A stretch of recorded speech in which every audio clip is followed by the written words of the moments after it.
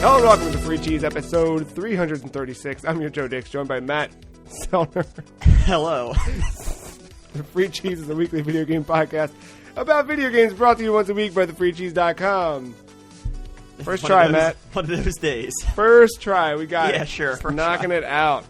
Happy birthday the other day. Oh, thank you. How was birthday week?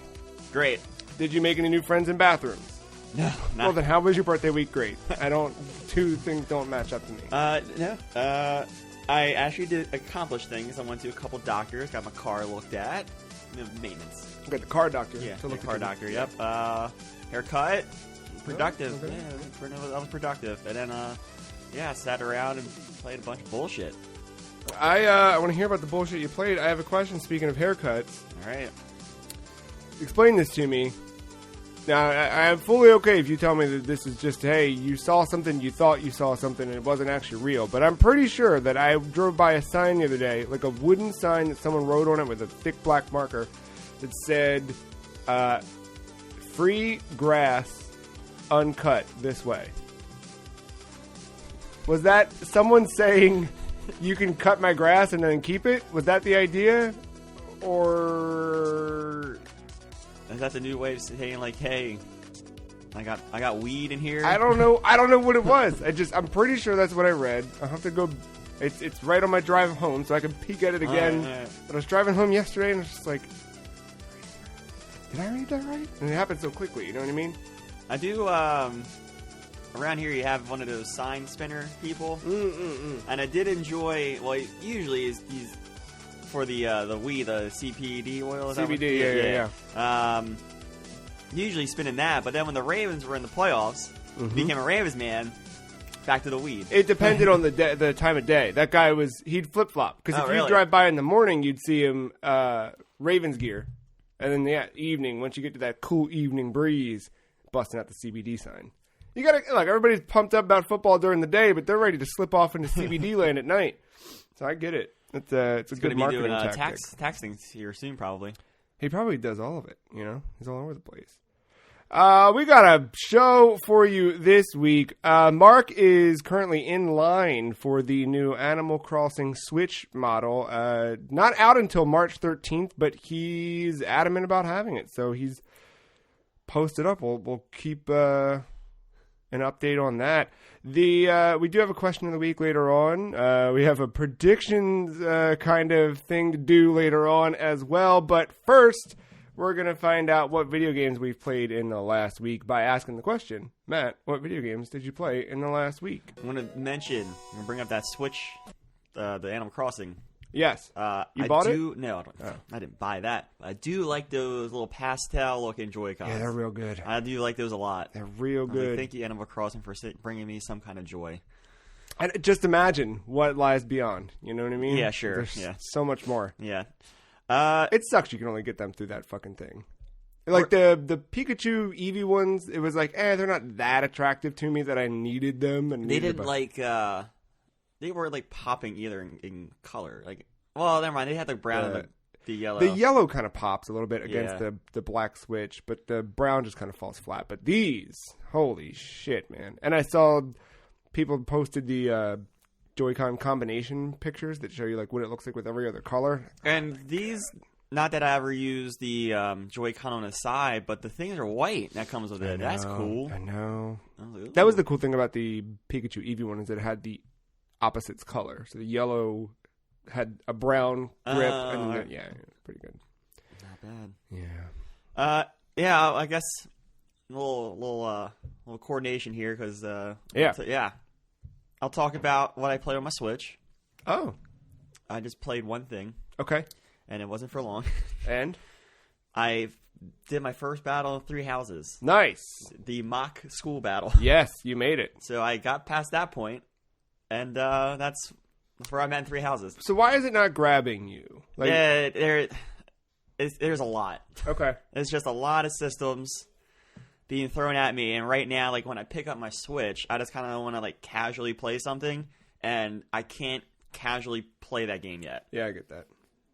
That's exactly where I'm at, because I went into battle and I'm like, well, like, yeah, I've talked to these people, but I don't know their names. Yeah. None of them are like, I just know the one's like out to see me in bed. The brunette bird. Wait, which house did you pick? The one you're in now. The red one. The Black Eagles. Yeah. Oh, Dorothea. Yeah, that's it. Yeah. And that's the only one I remember. Yeah. For those reasons. Yeah. And then the one that doesn't want to come out of her room. Bernadetta. Yeah. Yeah. She's great.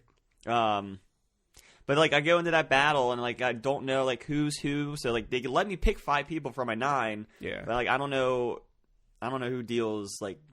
I don't know who's my range, really. I don't know who up front. I don't know the difference between someone with a lance or a sword. Like, I just feel like there's things about the battle system I just don't understand. And I don't know if I'm supposed to yet or not. The big thing that helps, I think, so the previous games always had the weapon wheel, right? So it was like swords are strong against axe is strong against lance, and lance is strong. I might have that wrong, but backwards, but whatever. But this one doesn't have that so much. So what really helps is the ZL and no.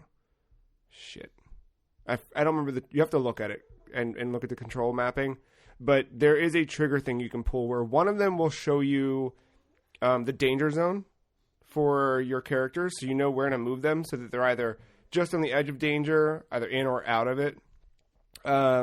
Sometimes what's a helpful tactic is if you can see the danger zone from the enemies, you then put all of your characters right up against the line of it so they're not in danger, and then put one of them in danger to kind of draw fire against someone who's a little bit stronger and can take it.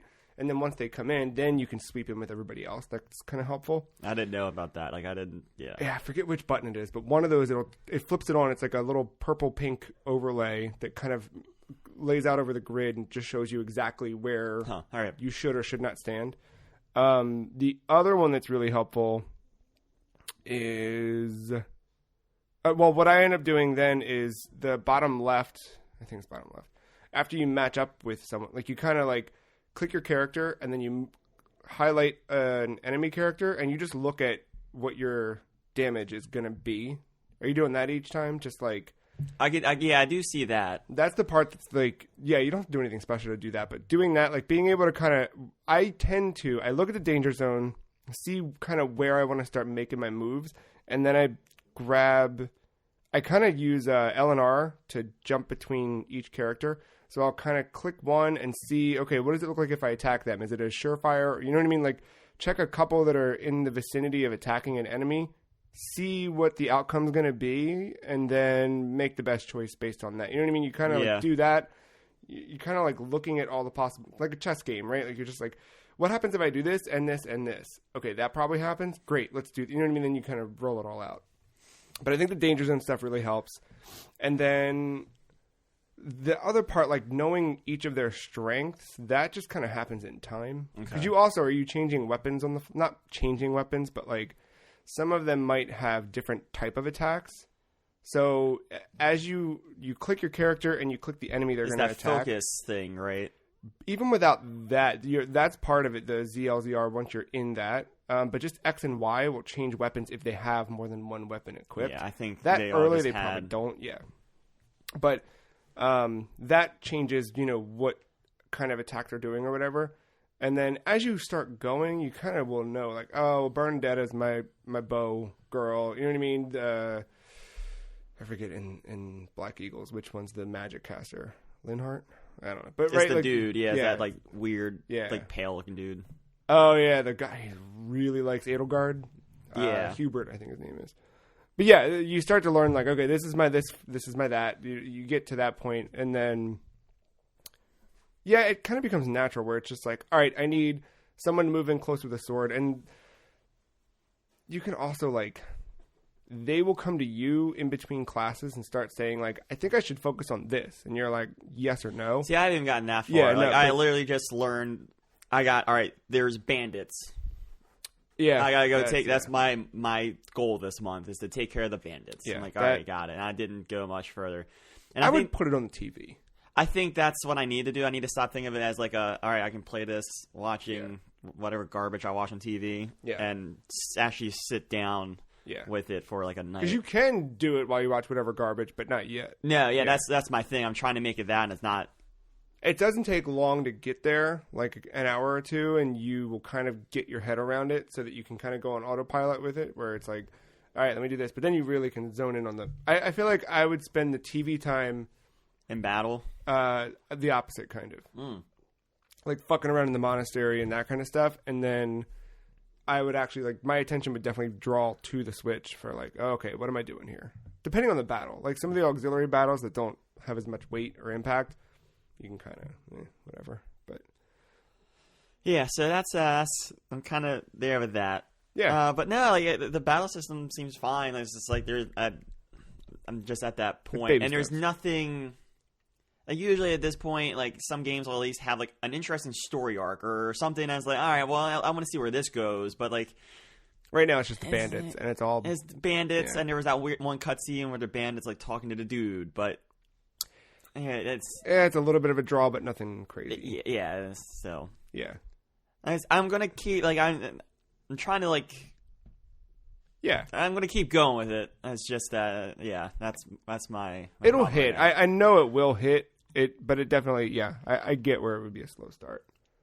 Well, speaking of Fire Emblem Three Houses, and speaking of Byleth came out in Super Smash Bros. Ultimate this week, and, so side note, I was bitching... I don't know, to anyone with the rest of the community about there being a Fire Emblem character to make it 8 No, I was actually very excited about the new Fire Emblem character. No, I was bitching recently, probably just to myself in the shower, about how there is no stat tracking anymore. Like, you can't see a fucking thing. We get an email at the end of the year that says, hey, here's what you did on your PlayStation, but, like, why can't I just open an activity log? I wrote about it back in December on the website. You can go check that out. But while bitching about it, I was like, well, they do have that parental controls app, so what if I just put that on my Switch? And the trade-off is when you fire up your Switch now, in the dead center, there's a thing that says parental controls on, which is whatever. But now I've got it, and I can see how much I played my Switch this week. But on Wednesday, you can see, hey, 10 minutes spent with Super Smash Brothers, which is kind of wild. And now I can check. I don't know, it's kind of, we'll see. I don't know how I like this. I got a little, like, monthly summary. Played one day this month because I just turned this thing on. But, yeah, so I jumped in for 10 minutes. I did a couple online rounds with Byleth, and then I did the initial just, like, fuck around. And I don't really like Byleth a lot for me. I like a more speedy character and something with a little bit more, like, instant gratification with what you do. And there's like a delay in all of specifically the B moves are very slow to use. I think it's standard B. She charges a bow, and it's not unlike Samus, except you can't hold the charge like Samus can. But it's like you hit B and the wind up starts, and the longer you hold it, the more powerful the strike will be.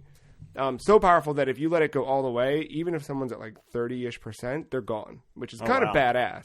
But it's just super slow. It's way slower, and it leaves you super vulnerable, too. And same thing with the down B, up B. Well, up B is like a weird, like it's not a grappling hook, but for lack of a better term, it's like, it kind of just like shoots out, and you can reach a higher spot, but it's good for like an angular or diagonal attack. But everything else, it's like the axe or the lance, and they're all just like really slow and really beefy. Like Incineroar slow? Yeah, kinda, yeah. She's not bad. It's just like, I went into it thinking, all right, well, I know how to play Marth and Lucina, and totally doesn't play like that. So if the complaint that anyone had is like, hey, it's another one of those, like, totally different, which is cool. You know what I mean? Yeah. She or he, whichever style you play, definitely unique, but I don't think it's a character for me. So, what else? So, that completes the DLC, the Fire Pack. Well, it does. And then I bought the other one, so we'll see what happens between now and 2021. Let's get back to that first Fighter Pack. I mean, is there anyone that was kind of that you could keep playing as? I fuck around with Joker from time to time. Yeah, that's kind of it. Hero is neat to me. Like, they're all really fascinating to me, but none of them are ones that, like, I am like, this is my new main. You know what I mean? Yeah. They all make sense in terms of, like, how their respective character or franchise translated to Smash Brothers. I think that's all really interesting. But in terms of like the type of character I like to play, I think Joker's probably the closest. Yeah, Banjo was just kind of too weird for me. Like the movement was kind of weird. Terry's cool, but I don't know. I don't tend to gravitate towards that type of fighting style. Hero is really interesting, but I haven't put enough time into actually whatever. And then I guess there's also Piranha Plant, who that's a weird one, but yeah. There you go. Yeah, I don't know. Yeah, I mean it's funny. Like I've still stuck with Ness mostly. Yeah. And then I picked up more Lucina this time around. But like my old mains used to be Samus and Link, and I can't really play them anymore. Samus I can still fuck around with, but I kind of like playing in Zero Suit a little bit more than regular Samus. She's quick. Yeah. She just won G7, big tournament.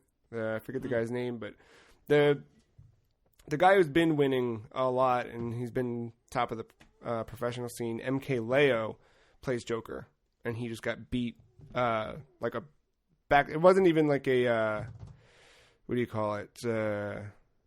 Back and forth. Like it was just like first match.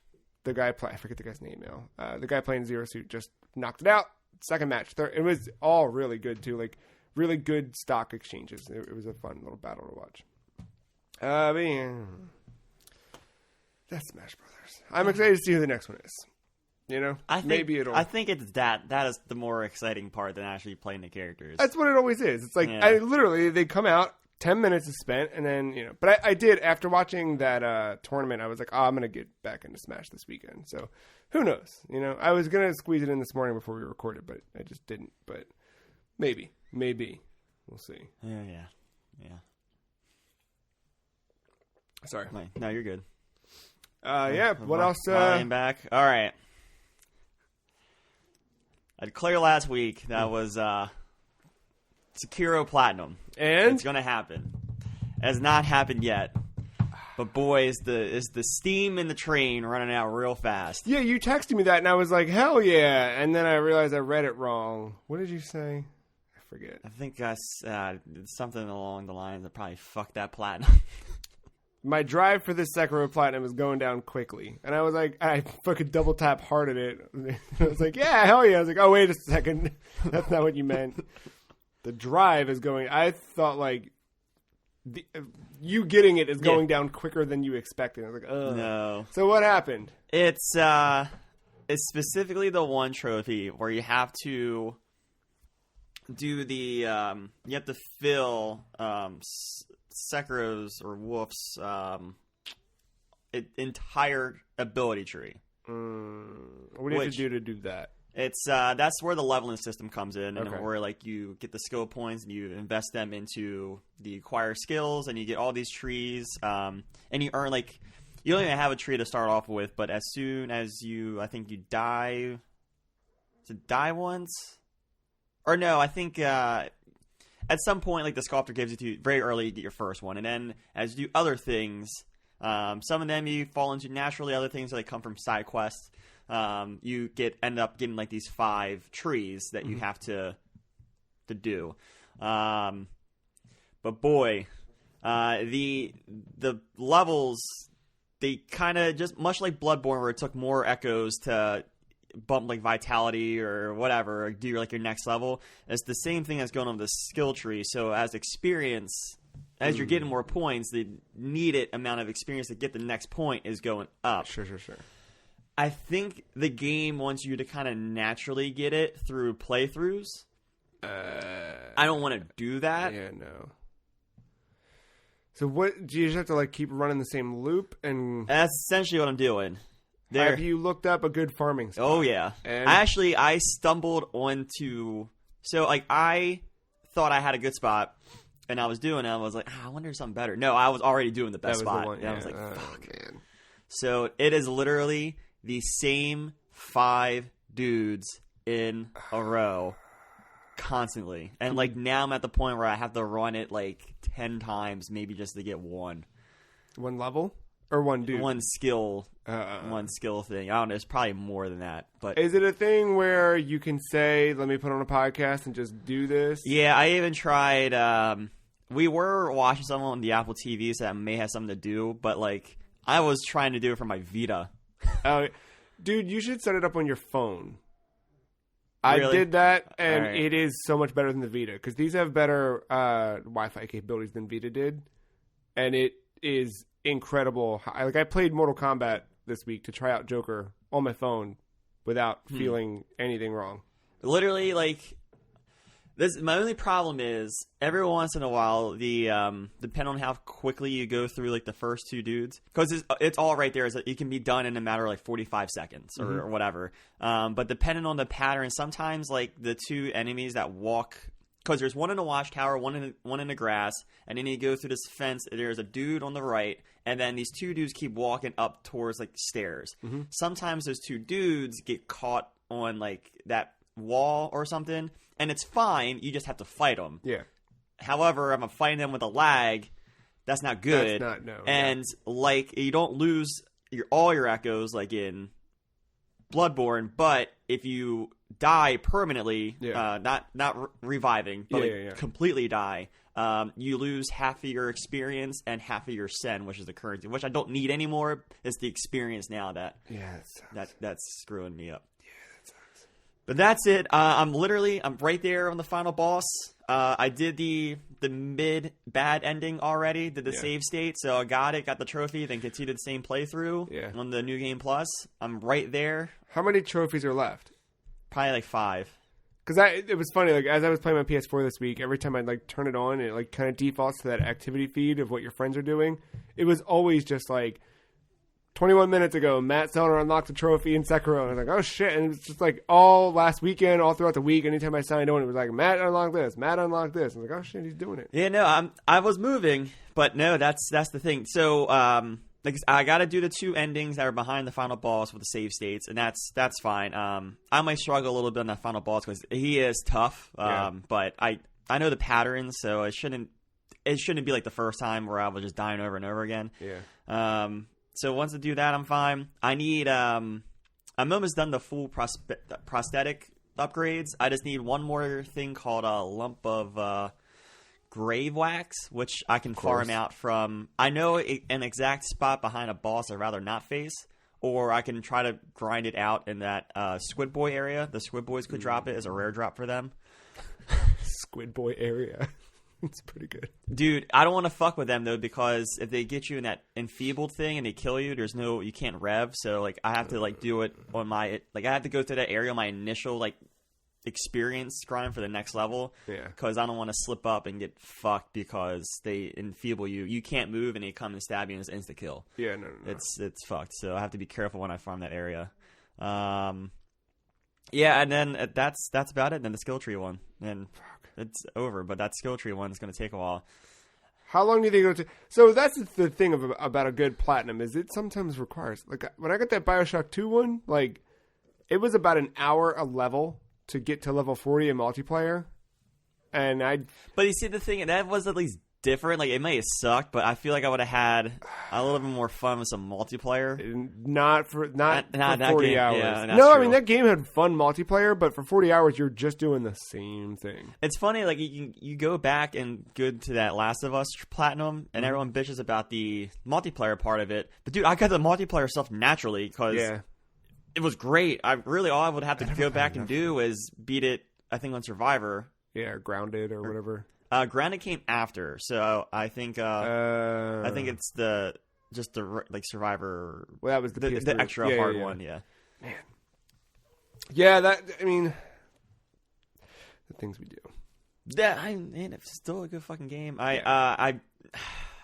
Victoria, I love what she did for my birthday, and I did say to get me the shirt, but now I feel she got me that FromSoft shirt, the one with the 3 dudes on it. The one you sent it. Yeah. Yeah, she got me that, but now the Game's Done Quick one. Mm-hmm. Yeah. I was like, well, I got the platinum there. Yeah. I'll get there eventually. Yeah. I'm gonna have the platinum there. Ah, fuck. I guess I gotta get a Dark Souls platinum to complete the trifecta. That or a tattoo on your back. Just one or the other.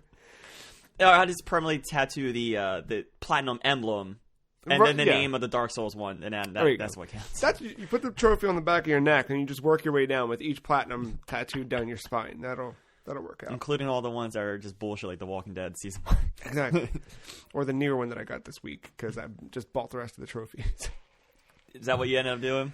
Dude, I was itching to play that game again, and I re-downloaded it, fired it up, and I was running around. I was like, God, I fucking love this game. And then I was like, oh yeah, they have that dumb thing. I wonder if there's any I can buy. And then I was like, oh, I have enough money to buy all these trophies. Fuck it. Do it. Because I started playing it again, and I was like, nah, I can't. Like, that first experience was just so whole. Yeah, and, yeah. You know, I was like, eh. But, I was like, yeah, why not? Boop, boop, boop, boop, boop. I should probably go back to that, because there was a lot of... I was a Game of the Year kind of grind, and I had to zoom through it. I did not really do much of the side stuff. That's what I was fucking around with. It was fun, and then I was like, like, the trophies I had left in that game were, like... it was all like kind of grindy stuff that I knew what I'd have to do, and I was like, I could just do this. And I think it's dumb that they put a trophy shop in the game, so fuck it.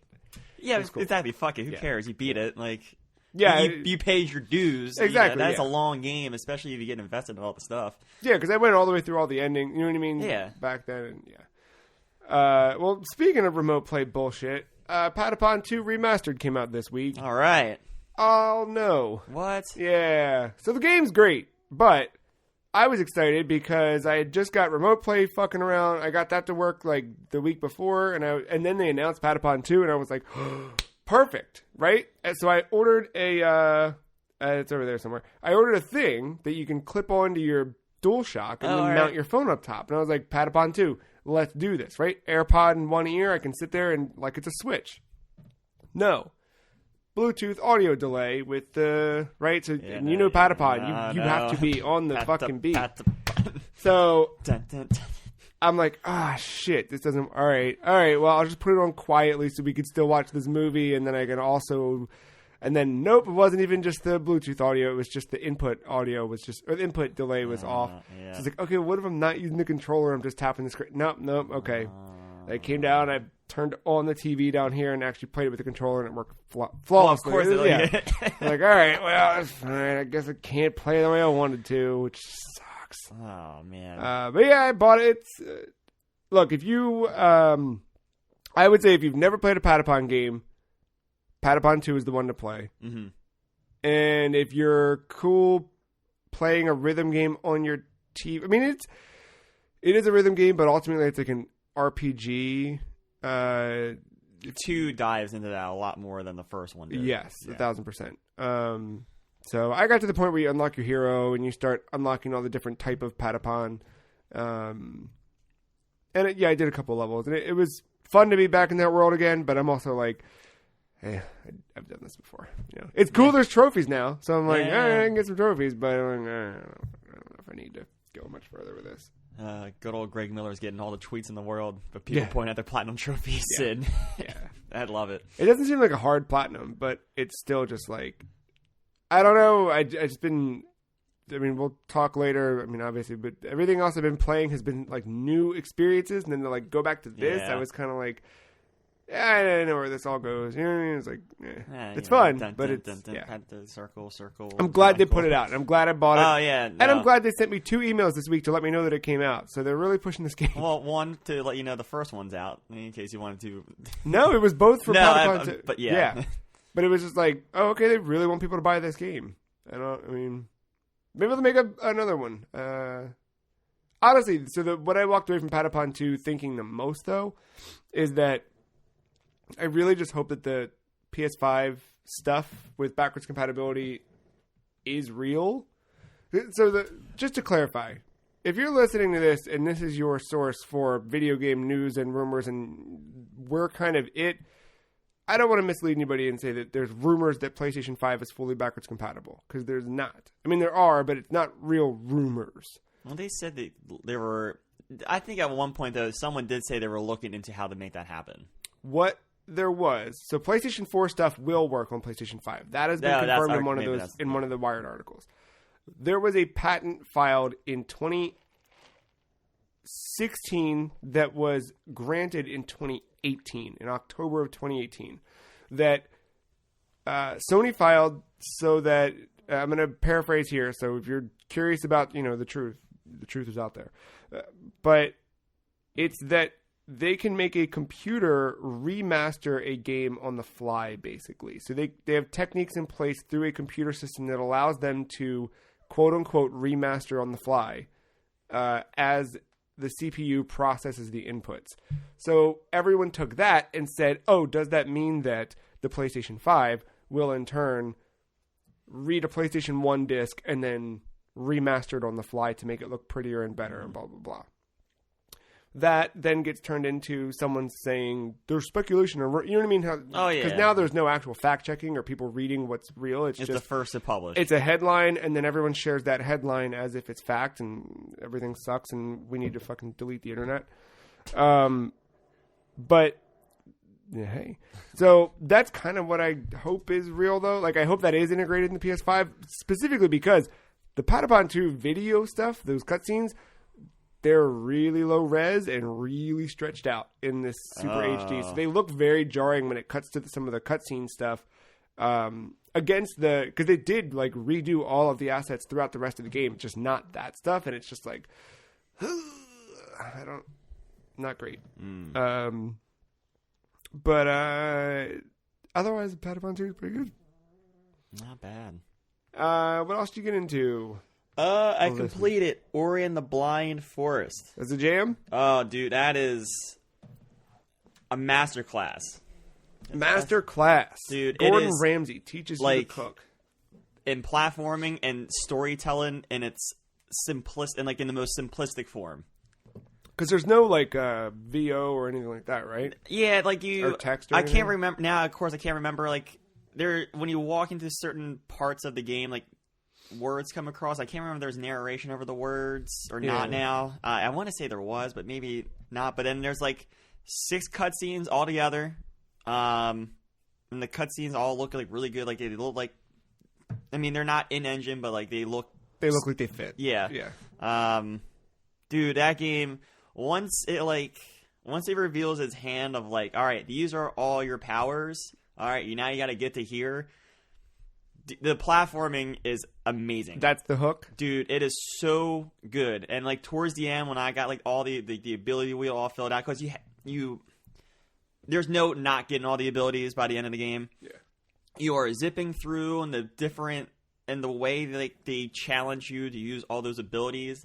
I said it last week, it reminds me a lot like Celeste, where it's all right, you have this new ability, let's test. Sure. We're going to ramp you up until... All right, now this is your test of how good you are at this game here, and then they go from using just that one ability to now it's all right, and now how do you mix this ability with all your other abilities that you should have mastered by now, and you are zipping through, and that one move where I forgot what they called it, but you zip through a projectile to keep you up in the air and through enemies when you upgrade it, so good. So do the environments change much throughout the game? It doesn't really change. You go to there's an icy spot and fire spot and your wood, swampy standard fare. And that's probably one of my complaints with the game, and I wouldn't say it's really a complaint because it ends up being a positive. I'll get to the complaint in a second, but because of my complaints, the fact that it's a 5-hour runtime is good because those bad things don't outstay their welcome. I didn't realize it was that short. It's short. Huh. I didn't think it was going to be that short either, but yeah, because I think I put maybe an hour into it. You were at 50 minutes when I checked. Yeah. So you were somewhere around there. That's when I sent that tweet about, or not tweet, that text to you about Quake. Oh yeah, that's when I know. Yeah. Yeah. Shit. Well, I was a fifth of the way through. Yeah, so the complaints, so the environments, they change, but there's no, hazardous things related to the environment. Oh, interesting. So, when you go to the ice part, there's no like it's ice. not like yeah, or like the swamp. There's not a lot of like poison wells or like, and the same thing with the enemies. Like you got the dangling spider, this little like goop thing that shoots out goop at you. You have this like goopy thorny thing that as you kill it like breaks down to smaller pieces and you have to keep killing them because they get faster or whatever. But like when you go to those different areas, they just change color and don't do anything different. They might be a little bit more beefier because it's later in the game now, but other than that, that's it. So when you get to the end, you kind of start to get tired of seeing, all right, well, here's the dangling spider. All right, well, here's this thing. Typically, when you get here, that means that you have to, like, platform through the section. You don't necessarily have to kill the enemies. I got it. And that's the other thing, like, the game, I will say the game probably does a good job. Like, when you kill an enemy, it usually keeps it, like, permanently dead until, like, you, like, come back. Like, you leave enough of the screen and come back. But, like, some enemies like respawn right away. You're like, oh, that's weird. But it's like the game saying like, you're not supposed to kill this person. You're supposed to use this person to platform somewhere. Oh, interesting. So it kind of that's kind of a throwback to the original Metroid, where like you've got the little things that are going by and you can't actually kill them, but you're supposed to freeze them to get a little bit higher, that kind of thing. Yeah. So there's some of that at play. So how does, I guess, one, the short gameplay time, but also two, the fact that you feel so fluid by the end of it. How does that influence an Ori 2? Like, as someone who plays through Ori 1, like, I imagine it's going to be a difficult task for them development-wise to get you to a point where you feel so, like, unrestricted and, like, you can zip around the whole world. And then how do you reset the, right? Like, how do you not piss off you jumping into Ori 2 knowing what you could be doing? And how do you welcome someone who's never touched Ori for the first time? Did they say... So I've not looked into much of Will of the Wisps, and I haven't looked into it since beating this game. Well, one, I didn't want to look into it because I knew I wanted to play Blind Forest, so I didn't want to, like not spoil, but, whatever. Try to prevent it. So I don't know if they could... There's some other characters. They could maybe do some kind of character switching thing. Okay. Or they can kind of... I don't know. They could lean into some light RPG mechanics for...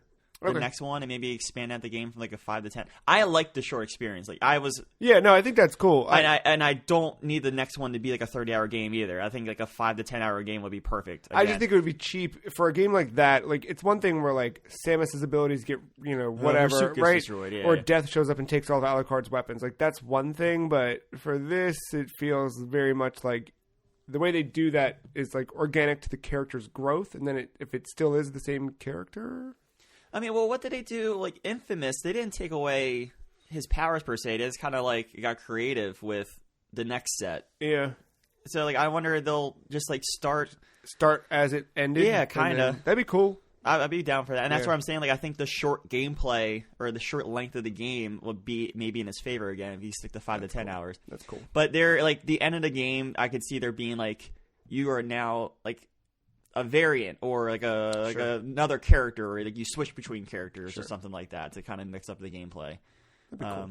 Dude, I am now excited for that new Ori. Like I loved this game. Man, I checked on my Xbox, and my Xbox playthrough was even less than my Steam playthrough. Got it. 28 minutes.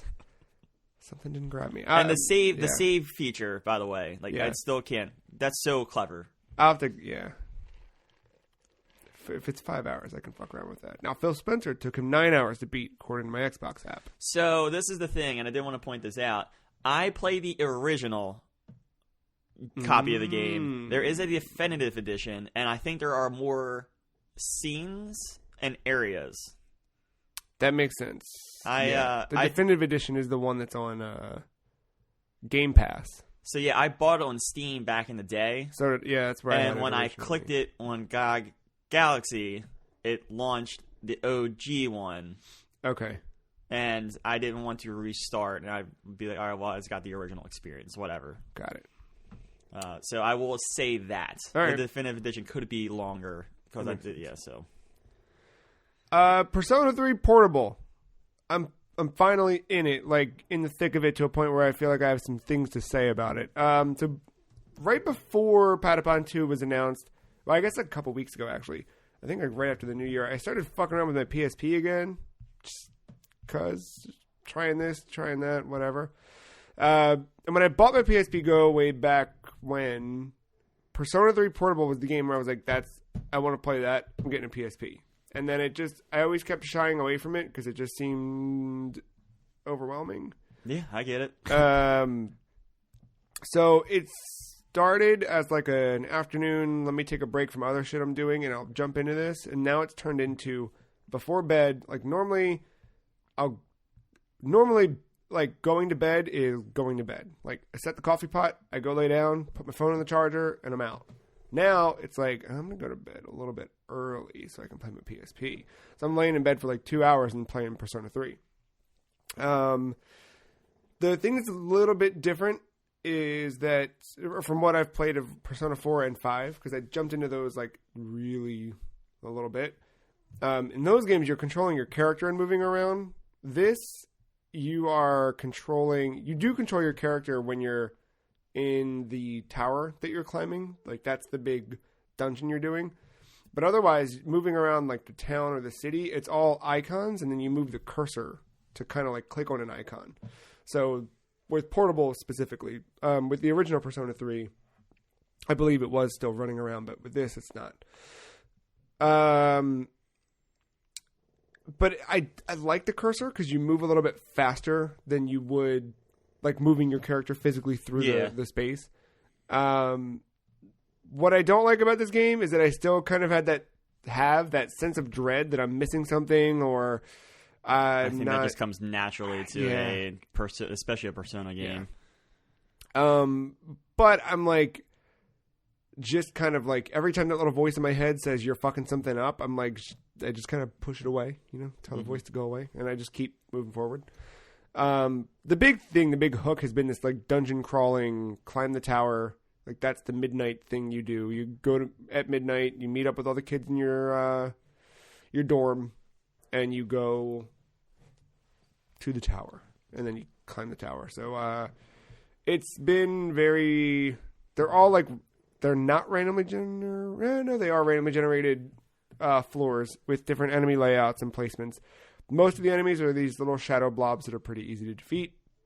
And then every like big chunk of floors, 5, 10, whatever, they have a big boss enemy or several boss enemies you have to fight and take out. So really I've just been kind of grinding, and I didn't read a lot about it because like with Ori, right? Like you don't, there's something there you don't want to spoil, but the piece I did kind of read just to make sure, I stayed away from any of the like optimal run things because that's what fucked me up in Persona 4. But reading that like this game is way more grindy than the other ones in terms of like go to the tower and grind. So I've been kind of like, I'll spend like 2 sessions like, all right, let me start back at floor 1 and go as high as I can until someone dies. Then I'll warp back to floor 1, heal the party, revive the party, whatever. You know what I mean? Do all that and just kind of do that for a while, just to try and level up.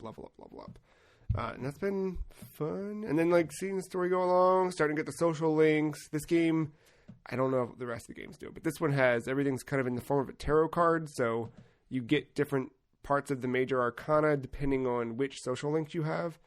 And then that dictates which type of personas you can equip or level up or whatever. And let's just say I'm hitting it off with Junpei quite a bit. All right. Yeah, he's definitely the highest. He's the only one that keeps approaching me. So we've been having lunch, going to the movies, chatting it up, just hanging out, playing Nintendo, being the boys. Playing as the female character. That's right. But yeah. And then the one thing that's neat in this, and when I say neat, I mean fucked, is it was like, hey, you should get your social links up by joining an after-school club, like a sport. And I was like, okay, cool, I'll join the volleyball team. Join the volleyball team, unlock a tarot card that lets me do more Persona equipment, right? And then it says, cool, don't forget, we meet Monday, Wednesdays, and Fridays. And that was a totally optional thing I didn't have to do at all. And then, a week or 2 goes by in game time, and I'm playing, and one of the girls that you're kind of with all the time, she's like, hey, it's really hard being the student council president. It'd be great if I had someone I knew who could join student council and help me out, and it would also help you with blah, blah, blah. I was like, yeah, sure, I'll come by the meeting. Great, you've joined student council. Thanks so much. Meetings are Monday, Wednesday, and Friday. I'm like, fuck, man, I double booked. You can't do it all. So now I'm gonna let somebody down. It's probably gonna be the volleyball team. Harry Potter. Was it 3? What do they do? Travel back in time to do everything at once? Yeah, Smart. Her mind had a. She had all these classes at the same time, and the school gave her. I don't know if Dumbledore gave it to her or whatever, but it was like a time warp thing, and he ended up using it at the end, of course, to save the day. And I was like, oh yeah, good on you. That's what you need. I forgot what it is. Some Harry Potter fans out there are probably getting pissed off at me because I don't remember what it is. Harry Potter fans are usually pissed off. If I could, I mean, I would be too after the last 2 films. If I could change time around, that would be fun. I don't think this game has that mechanic, but you know. What else did you get into this week? I just remember something that was totally out of the blue with Sekiro. Remember I said I was missing that gourd seed? Yeah, the one that was like behind the. Yeah, it was. No. So I thought it was that boss or the mini boss. I beat him. He was gone. Okay. So, and I realized after the fact that the game will give you the opportunity to buy that thing I needed somewhere else. Oh. So, let me check there. Not there. Something weird. So the boss is still around, and Ashina is pretty much fucked. Spoilers at this point. Where is this mini boss? I'm like looking for all the mini boss. I'm like, beat them. And I'm like, went to that location. And where is it? I'm like, I don't remember going to this one area, but it's fucked because Ashina is in flames and you can't get to certain areas at this point. So I'm like, the ball shouldn't be there. I had to go the fucked up back way into it. So that path where you run into this boss, you can get there from 2 ways. From like the abandoned dungeon area or the way you're supposed to go there the first time, but I got to the abandoned dungeon another way. Whoops. So I had to go into the abandoned dungeon and go backwards out of it. Just to find the one and it was boss. He was still sitting there. That's so stupid. I was like, wow. And that was it? And that was it. I beat his ass quickly because it's just a reskin of late game enemies. And there it was. Got my Gortzy. Do you feel at this point in Sekiro that you're all powerful? Like, you feel threatened anymore? So you can't get the mortal. There's a move called the Mortal Blade, and it's this powerful fucking swipe.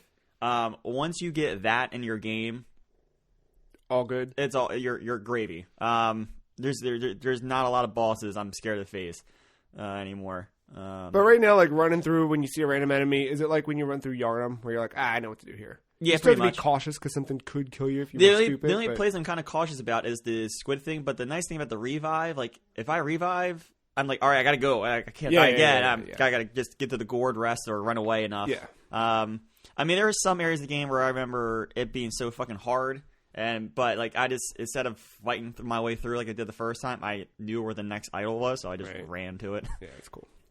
But no, if you're out there and you're missing that gourd seed, you should go and check in that area where you initially start the game for the first time in that little cave. What a dumb thing. That boss is still there, even though you can't get through the front way.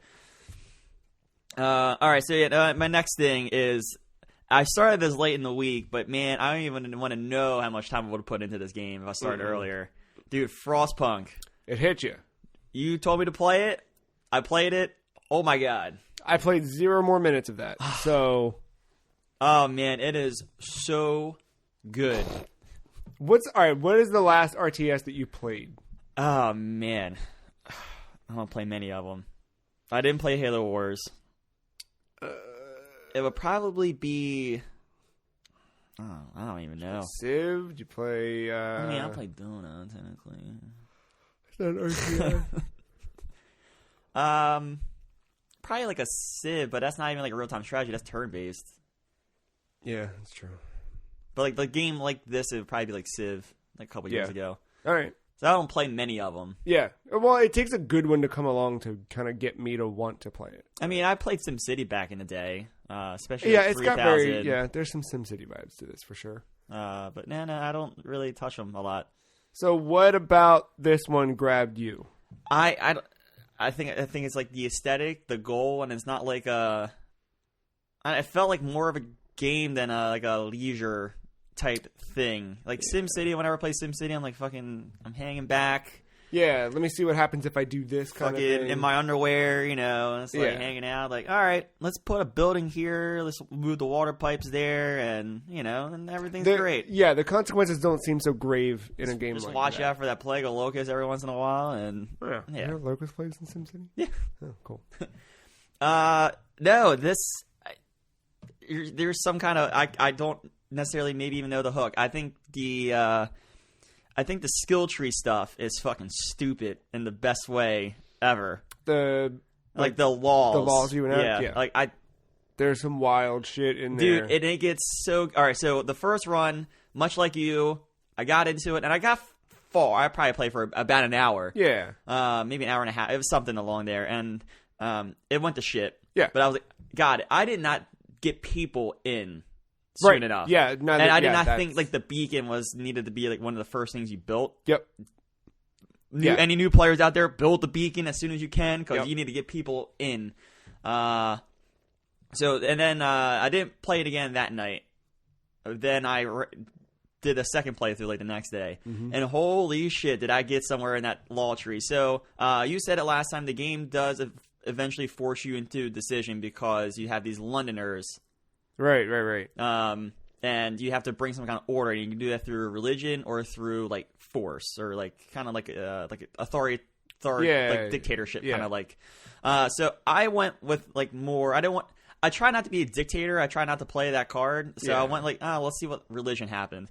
And dude, I got so far in that tree that there's a law. Like eventually you get there, you enact this law, and like the religion becomes like this authoritative power that you control, and it totally wipes away the hope meter where you don't have to worry about hope anymore. That's so cool. It's so bizarre. Wild. The only thing I have to worry about is discontent now. And how did you find a good way to lower discontent? Because I felt like every time I did it, it was pure luck. I think just keeping people healthy and in houses and warm. Okay. I think like. So was that the next move after building the beacon? Was just get a lot of houses? Because I definitely don't think I had enough houses. Yeah, you have to start doing the houses. Like I can't, because my two runs I kind of went totally different. Like the second run, because I ended up doing 3 runs, and my third run lasted like 4 hours. But that second run, I was trying to get houses up as soon as possible, but it took away from other resources, and there was a lot of heating, and I did some. I don't like the generator, like telling you like your input output is not always accurate. I feel like, or like it's accurate to that exact moment in time and not for like assuming, not a forecast. Yeah. So, like I feel like when I was checking it, it was at night and not during the day when I had some of my like heaters on for work. Right. So I think that fucked up. So I kind of fucked up the coal in out towards the end of that run. Did you ever get to a point where you were manufacturing coal? Because I know there's a thing like where you can start to build coal mines. Yeah, no, I was doing that, but like I didn't. I just didn't have enough of them, I guess, or I was using too much energy elsewhere because of those like little hubs, those little not the beacons, but those little like steam hubs you can put. Yeah, you can put them between those and like heaters inside of buildings.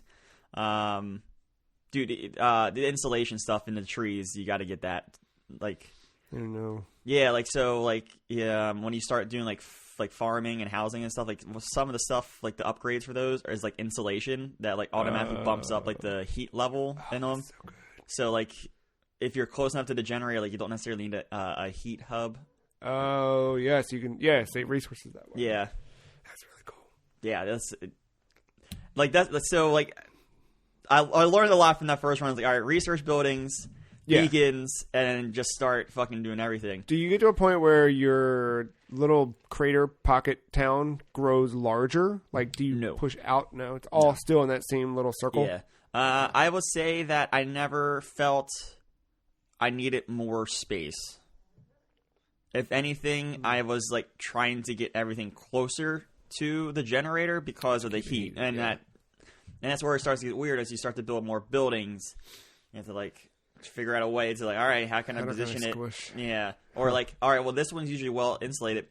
I can squish it in there. And I started to find out like towards the end, like when you get the upgrades for like housing, and then you get the installation for housing, like you can kind of have them on the outside, and maybe just put like a hub like in the middle of all of them, and that will suffice, kind of like. That's cool. So because it gives you like a little like area affected like layover, right? Or overlay. Yeah, but then you have the main thing to use is that overlay, that thermal overlay to see what's going on. Okay, that's like the thing to use to see what's actually going on. Because sometimes the generator range like isn't like that's not all you need. Yeah. You need more sometimes. But the third run I made it to the storm, the winter storm. So it like comes over. Oh yeah. Ooh. So I was more. And this is my learn from the third one. You have to kind of stockpile everything. I was living more on the day-to-day. Like, all right, like I made 100 extra coal, but I never built reserves to house more coal or steel or anything like that. Okay. You should maybe start planning for that ahead, because all of a sudden it's like, all right, the storm is coming. You're going to need to figure out a way, unless they're on automations. Did you get the automations? I don't think it doesn't ring a bell. So at some point you come across. I think it's at one of the bridges. Your scout team will find like this big robot thing, and dude, it's automation. Like it will work for you 24/7. Oh, that's really cool. Is that a lower rate than what workers will usually work at? But the benefit is it's 24/7, sure. And I've never really had an issue with them breaking down. So interesting. Yeah, once you start to find them, the thing is when you start to build them using factories, they require one of those. It's like a special module thing. No, it's the cores, the steam cores or whatever. Yeah. And there's not many of them. Like you can find them out and about, and you eventually can find a city where you can set up a trade outpost to get one a day. But it's two, yeah. Yeah, so you have to be careful with that. Huh. But yeah, I had them on. I had all these cool things on automation. I was like, oh yeah, I'm bringing enough in, blah blah blah, and that fucking storm came, and it's like, all right, you need to make sure you have this enough for reserves, because only they are going to be able to keep working. No one else is going to be too cold for everyone to be working. Yeah. I need to have like a week's worth of food rations, and I was just living day to day, so like, yeah, I wasn't even close to that. So that 24-hour law came into effect real fast, and people started dying. And then the storm came. I wasn't prepared at all, and it was just fucked. So about how long, like in-game time, is it before that storm hits? I want to say it was like either late 20s or early 30 days. Okay.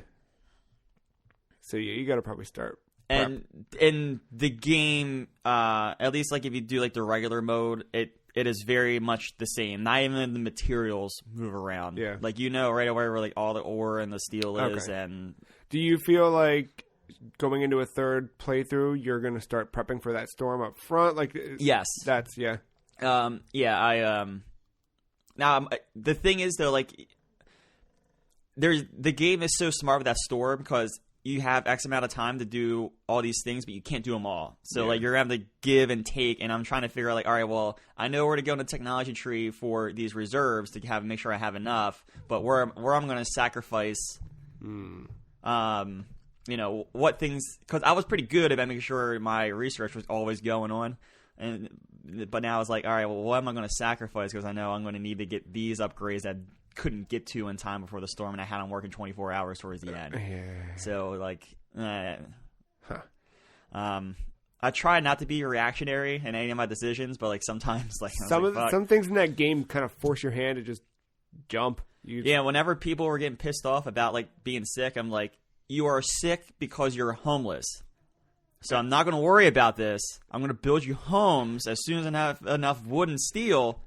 And then the sick thing will go away. So yeah, you can be discontent with me now, but when you have a home and you're warm, and not better. Sick, you're not gonna be so mad anymore. Oh my god! I could build another hospital. That's just a temporary fix. It's not the fix. Just not put duct tape on a hole in the wall like Seth Rogen. That's it. Sometimes it's all you need though, but no. Yeah. So Frostpunk, I think I convinced Mary Claire to buy it. Nice. She texted me happy birthday. I was like, dude, play Frostpunk. Yeah, that's the way to do it. That's what I did on my birthday, 4-hour run of Frostpunk. Shit. Not bad. Dude, it's so good. Not a bad time. So good. I am in chapter 8 of 13 in Yakuza Kiwami. I saw you playing that a lot. Boy, as I was grinding the same 5 enemies in Sekiro, I saw you playing some Yakuza. It is so fucking good. Did you get out of hard mode? Yeah, I bumped it down to normal. Because I realized that difficulty doesn't affect... There's no trophy for it. There's no... It's just cool. to make it harder, which... No. So how far did you get in that game? I found that I had just gotten back to the city after the funeral. Okay. And I found the little girl, and I think I I'm trying to find her mom. Haruka-chan. Sure. Yeah. It's been a while, so the names aren't ringing a bell. All right, I got it. Yes. So I think it's like chapter 4. It's a couple chapters. It's not where you're at though. I love this game is super varied and continues to vary itself, but it still holds on to that core like exploration and combat loop. Like you're still walking through the city and you're still getting into fights. That is Yakuza, right? But there's no predictability for when some passerby will jump you, ask you if you have any alcohol, or try and get you to win them things out of the crane game, right? Like, and that's just like 3 random or 75 side stories in this game that happen. And then some of them are intricate, some of them are a little bit whatever. Like there was one where this guy comes up and he's like, oh, "You're Kiryu." And he's like, "Yeah, so." Like Kiryu's like ready to fight at that point. And the guy's like bowing at you and everything. He's just like, "Oh, I would love to work under you." And Kiryu's like, "No." And the guy's like, "It's okay. I already got a job. It's fine." And he like takes off. And you're like, "What the fuck was that?" And then you meet the guy again, and he was like, "Okay, boss, check it out." And you're like, "Boss? Why are you calling me boss?" And he's like, "It's cool. This bar is not protected by anybody, so we can offer protection. We'll shake him down, and we'll be the protection." And Kiryu's like, "I don't want to fucking do this, dude. I just want to go do my thing." And the guy's like, "It's okay, boss. I got this." So you walk in and you're like, "Hey, how's it going?" What's up? Talking to this business owner.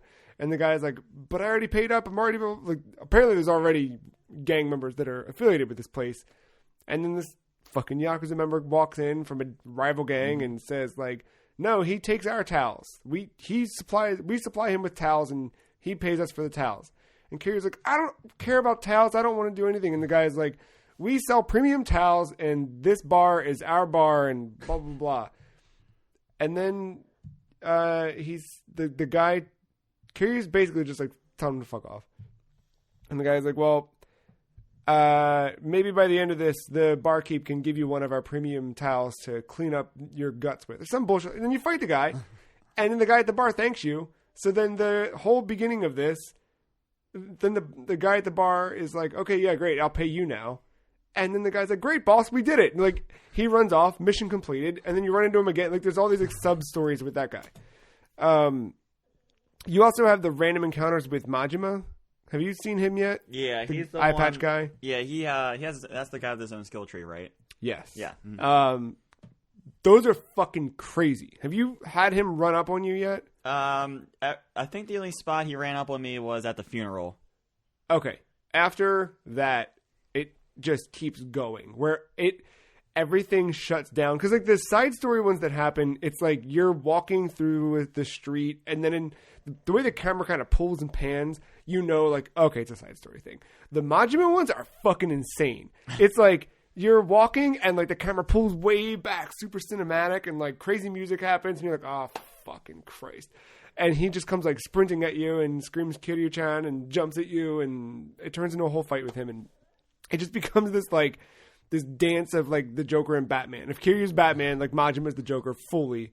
He ties into the main story. It's not just like these side one-off missions, but generally speaking, like he just kind of cuts through like chaos. Like you don't expect him at all or anything. And I don't want to spoil too many of them, but there was one where like you're walking and you know something's up, but they don't really quite do the same thing they had been doing when they introduce him.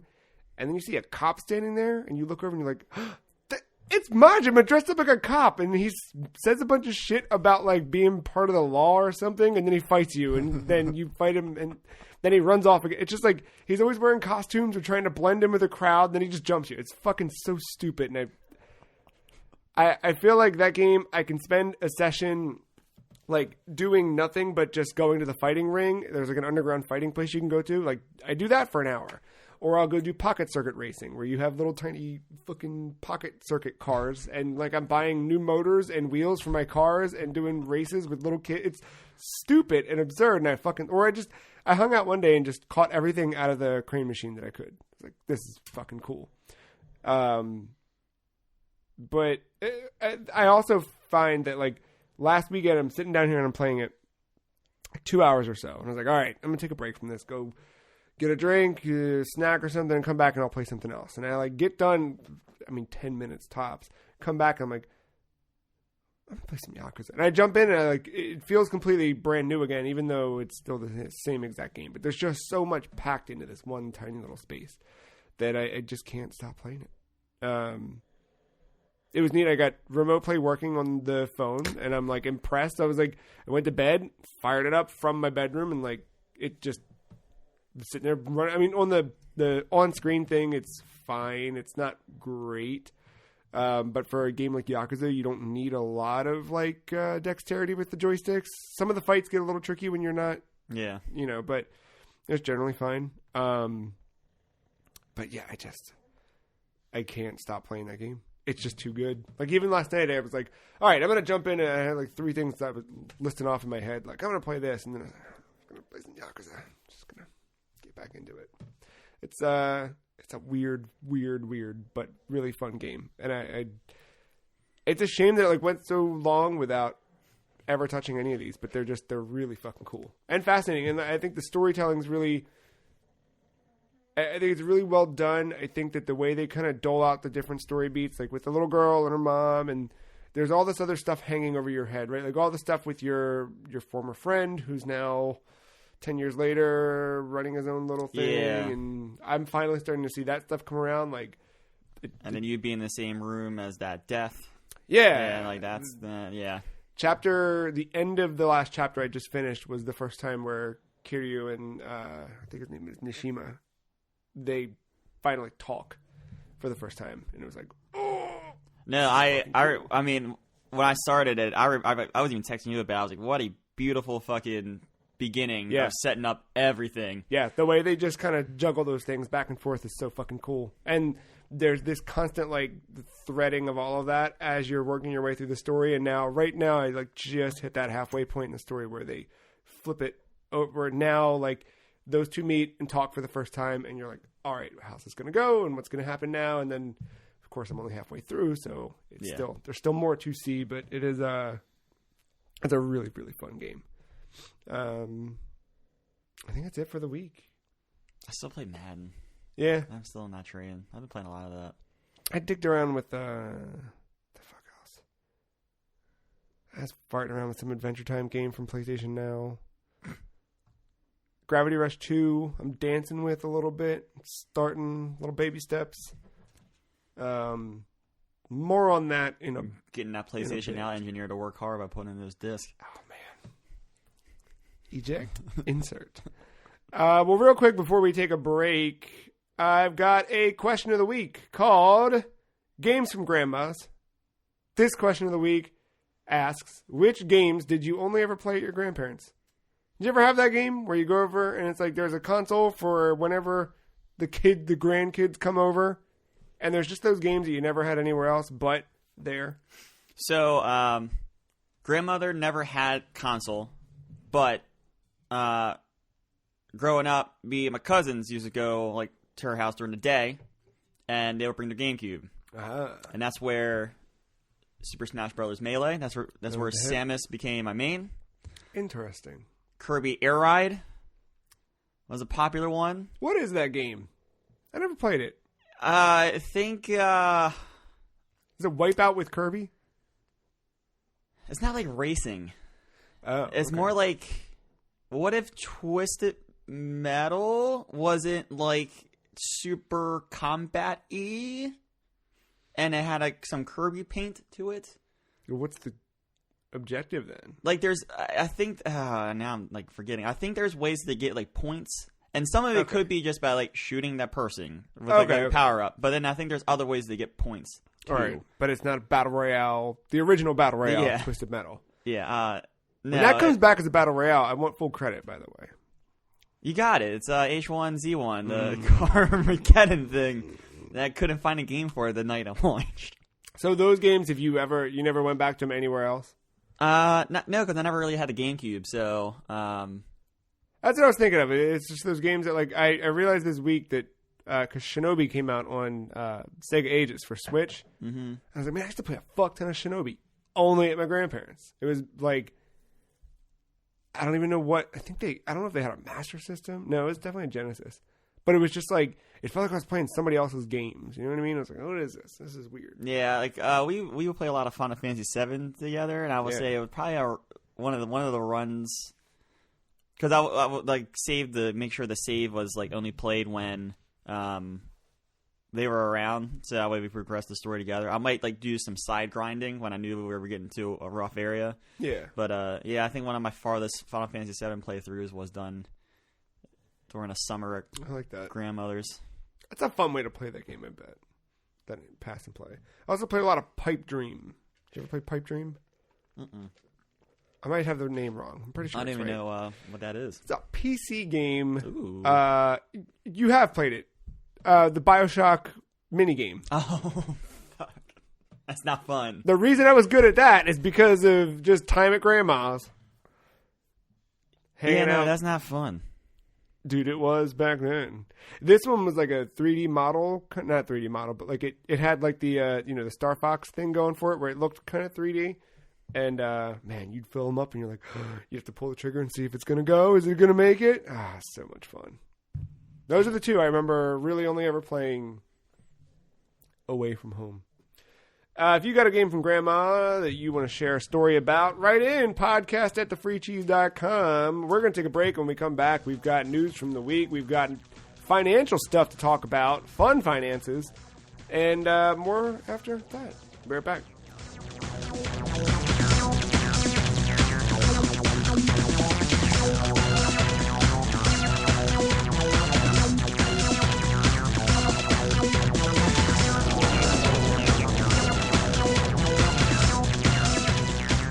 Matt, do you remember a little video game developer called Konami?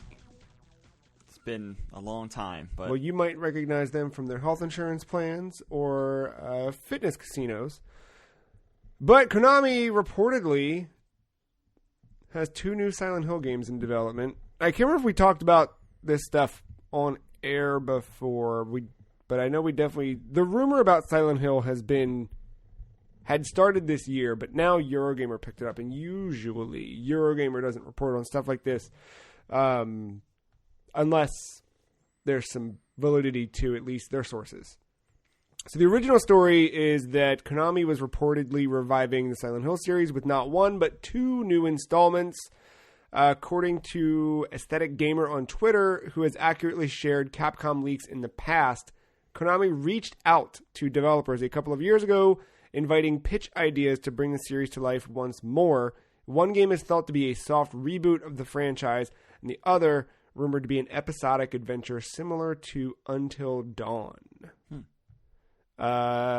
Follow-up after the story went live. I say a lot. I gotta settle down on that. Follow-up after the story went live, Konami commented stating, quote, "We cannot share anything at this point, but we are listening to customer feedback and considering ways to provide the next title." Which, if it was no, they would say no. So chances are that's something we may see this year. Matt, tell me about Silent Hill. I'm not shocked that Konami sees money, because Capcom, I'm sure, has made a lot of money the last couple years here with 7 and 2, and probably will make a lot of money come 3. I'm shocked that they... I could have also see them doing... I mean, it hasn't been revealed what the games are, but I could also see them doing exactly what the Resident Evil franchise is doing right now, where, like, soft reboot. Yeah. Silent Hill, what would it be, 5? Technically, yeah. Technically, number-wise, where it's like something different, but it still stays somehow in the... Yeah, you think it's completely separate, but then it goes back and yeah. Still, and then, they fucked up the collection. Sure. Why not just full-on remaster with Fox? engine. They got it. They got it. You know, that is technically theirs. Now, did you hear the other piece of this puzzle? That apparently relationships with Konami and Kojima have cooled down a bit. And Kojima said he's working on a horror project next. Put on your little tinfoil hats now. There is no way. Just because they're cool. Yeah. Things are cooled down doesn't mean he's developing shit for them. Now, separate. So I'm excited. Did you ever play Silent Hill? No. I'm waiting about on it. No, me neither.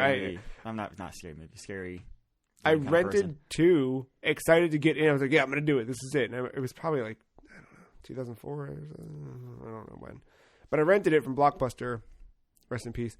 And I played it, and I got stuck on a puzzle and just didn't know what I was doing. It was really early in the game with like a Ferris wheel or something. And then it was early enough in the rental period where I took it back and said, this game's broken and I can't beat it. Can I have a different one? And then I rented some bullshit that probably sucked. So that's my exposure to Silent Hill. I downloaded the first one on PSN when it came out, and on PS3, I played it there enough to like. I think I started playing it and didn't know what I was doing, and then Akko came over and played a bunch of it one night when we were all hanging out, and then that was kind of the last. That's my Silent Hill, right? So I'm like, all right, I'm ready. If Resident Evil 2 could pull me fully in like it did last year, I'm ready for this to get me going. Yeah. I mentioned before the break, I played a little bit of Gravity Rush. There was a reason for that, because this other rumor, that Sony is rumored to be working on a new horror IP.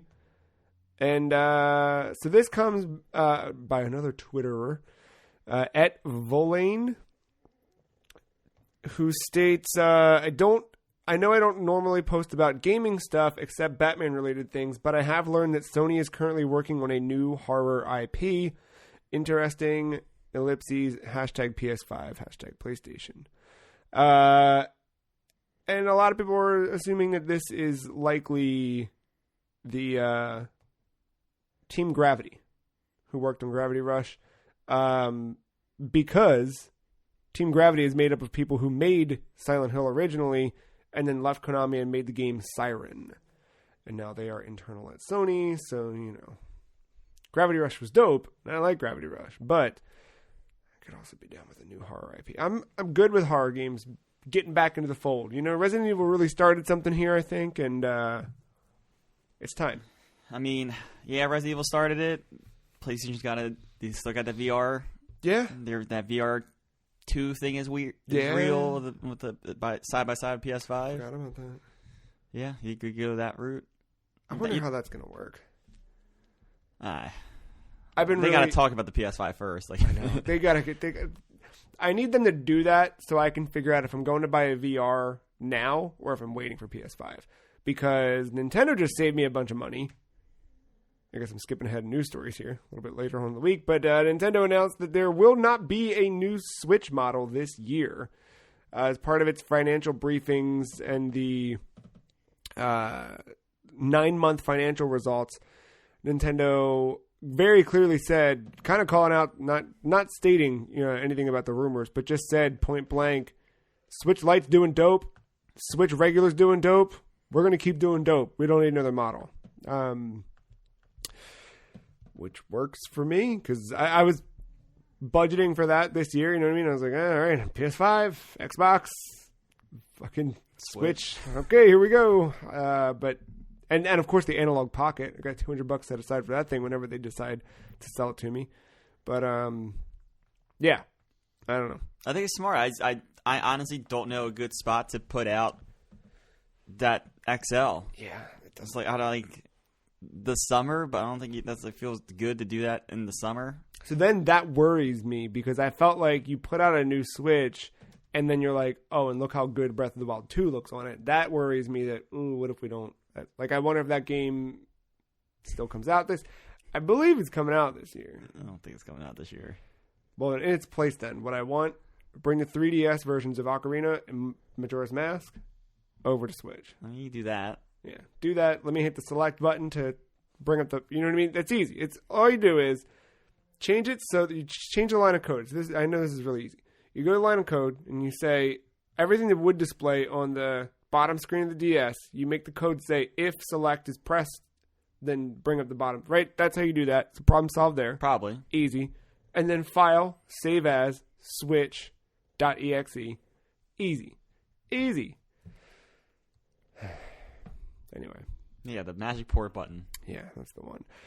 There were some interesting sales figures came out of that Nintendo financial briefing. You can dig into the details if you are so inclined. The bottom line is Nintendo's doing all right. Yeah. Selling some video games. Making money. Also, congratulations to everybody who boycotted Pokemon. Because you showed them. You sure did. So the big thing that I take away from this is that there's a full ass slide here called Beyond the Conventional Hardware Cycle, where Nintendo Switch business was able to continue to perform well in its third holiday season. March of 2020 will mark 3 full years since the launch of Switch and start the 4th year of sales. Conventional wisdom for dedicated video game systems would dictate that this would mean Switch is entering its midway phase of the hardware life cycle. But we believe, this is a direct quote, we have built a foundation on which we can pursue further growth opportunities for Nintendo Switch.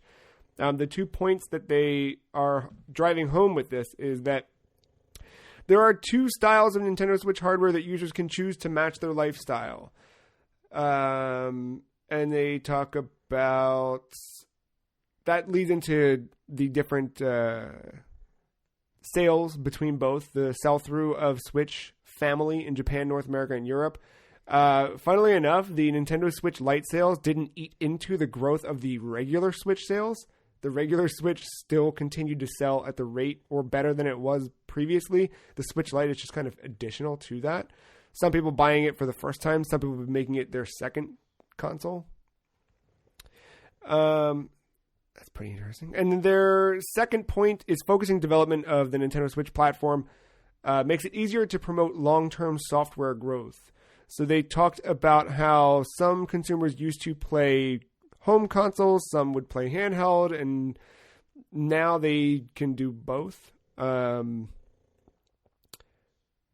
They talk about all the different ways you can play Switch, they're kind of reiterating those things, but then talking about how the variety of software released for Switch has been a kind of a all over the place of things that are like completely brand new titles, unique titles that are only available because of the fact that hardware and software is integrated. And then they talk about the ongoing DLC and add-on content, which makes me believe, I'm sad to say it, I might be wrong about one of my predictions this year with the new Mario Kart. I wonder if Mario Kart 8 Deluxe just gets more DLC at this point. Or it gets fucking nothing, because that game keeps selling. Like, it's now the number 1 selling game on Switch, or always was, but 22 million units of that sold, which is just crazy, because that was a Wii U game that came out in 2014.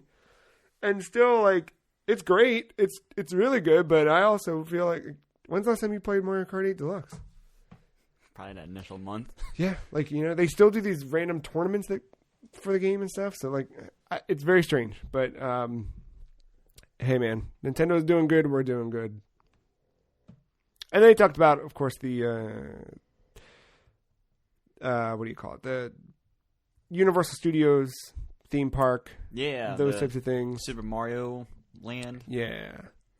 And separately from this conference, we did hear this week that Super Nintendo World will be coming to Orlando, which they kind of, I think, soft confirmed back when they confirmed this stuff originally. It was just that Osaka was always going to be the first place that Super Nintendo World opened, with the rest of the world to follow after. Yeah, that news broke with Comcast's earnings call, and then Nintendo right behind them a couple of days later.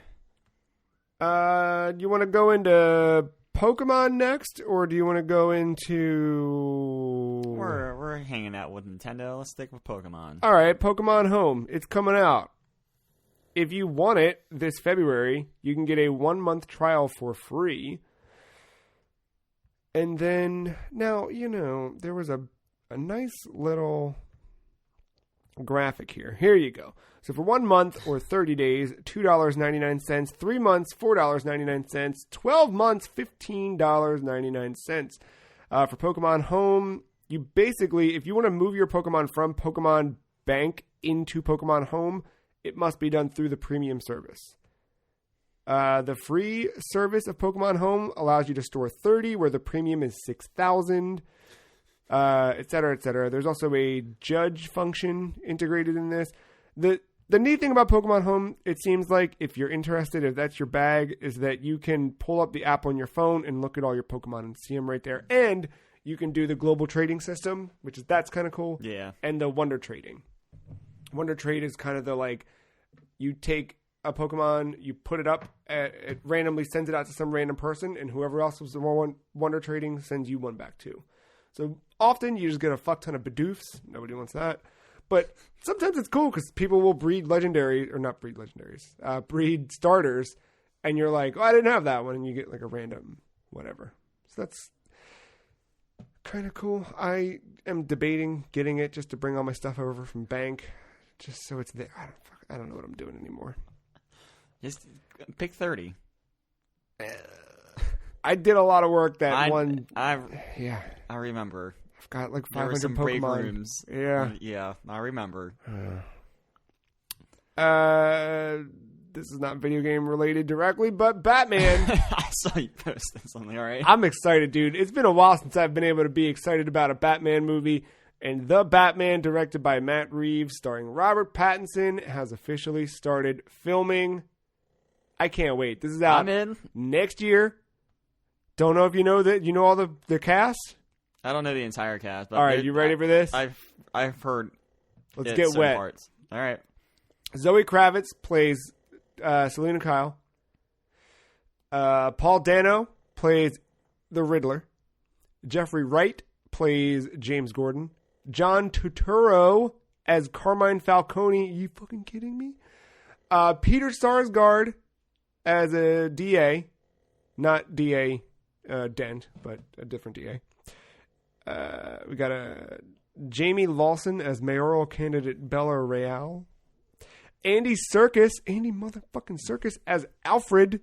And Colin Farrell as Oswald Cobblepot, a.k.a. the Penguin. Fucking dope, dude. Earl, how excited are you for the Batman? He went completely frozen. Did you see him stiffen up? Mm-hmm.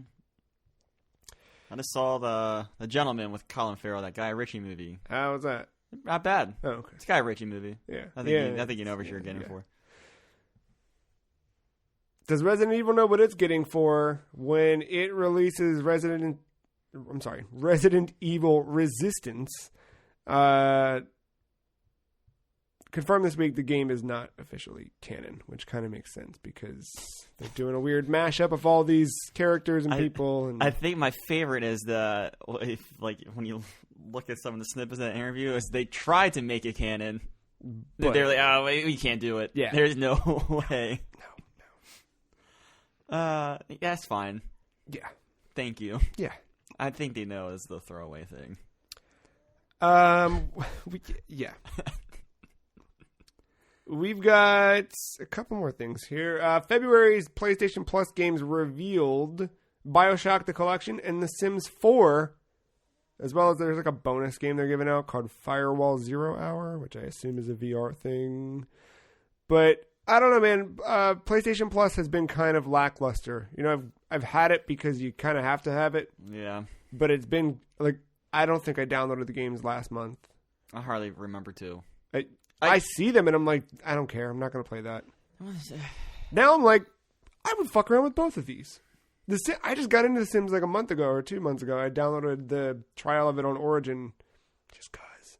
I could never get into a Sims game on console. I've never tried, so I'm curious how that would shape out. But BioShock, good old. So that's just 1 and 2, though, right? Does that include? No, 3? it's also. Oh Infinite. yeah, there's Columbia right there. Yep. I was thinking about it. I was like, do I do it? Do I do I go get the platinums again? And then I remembered how much. That's what it is. It's 1 and 2 are remastered. They didn't touch the third one. That's what it is. I think the third one is now full 1080p because on PS3 it was variable resolution. Maybe I might be wrong about that. I don't know. Well, with that, The Sims 4. Why don't we lead into our little topic of the week here? Oh yeah. We're not gonna go through. I always like digging into. Wait, you forgot a piece of news. Nah, I'm saving that. That's our big banger. Don't you worry about that. Nintendo, I go through quite a bit just because I find their stuff fascinating to go through. The rest of the companies, I peek at, but we're not going to regurgitate everything here. However, per the EA conference call, that's right, Electronic Arts, there are 14 titles planned for release between April 2020 and March 2021. And Matt posed that we hang out and figure out what are these 14 titles coming out. So let's do this, Matt. I'm gonna start the list here on my phone, and let's get the easy ones out of the way. We know there's gonna be a Madden game, right? Madden 21, that's the drill? Yep. We know there's gonna be a FIFA game. Yes? Yep. What else do we know? What NHL. else? NHL. Any other locks? Like, yep, got it. Easy. You can't even lock and be alive anymore because sometimes that comes out, sometimes it does. They will definitely develop it. Whether or not it's released, not sure. I think that's your locks. All right. Oh, maybe UFC. Is that still a franchise? It's still a franchise. I don't know they're yearly, though. All right. Now, just to be fair, Matt and I did not do any prep work for this. We're doing this off the cuff. We will start some prep work here. Now, I will say I know this for a fact, that Medal of Honor VR game by Respawn coming out this fall. Okay. So, going to type that in. That's a lock. That's 4 locks. That means we have 10 games to figure out between now and then. Did they ever put out that mobile Command and Conquer game yet? Yeah, they did. That's out? Yeah. All right. What? You got to look at that, too, because they're going to... My mind keeps saying they're going to try to do something with Syndicate. Okay. Mobile. Do you... What are you thinking for... is there going to be a Sims 5? No, I think 4 is too much of a platform at this point. Here's the thing. Sims 4 came out 2014. God damn. You got new consoles coming out this year. What are you thinking? I don't think I think the console part of it is an afterthought. I think it's more All right. the PC side for the Sims still. Okay.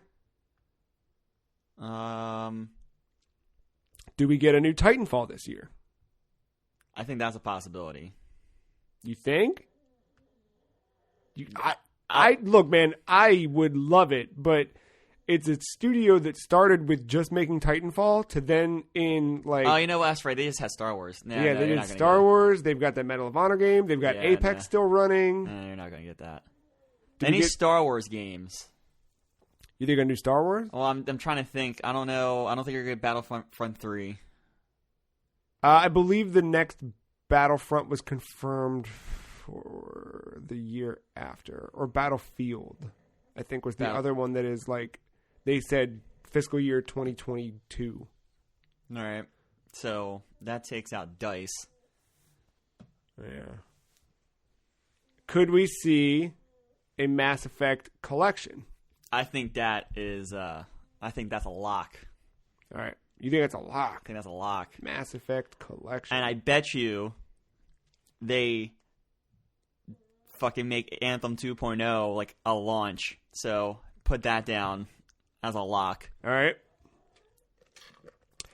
Looking through some of these, do you think we get a new Need for Speed this year? Yeah, of course. Yeah? Yeah.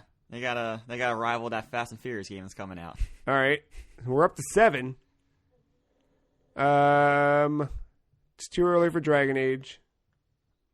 BioWare shouldn't fucking no. peek its head out. No. How about SimCity?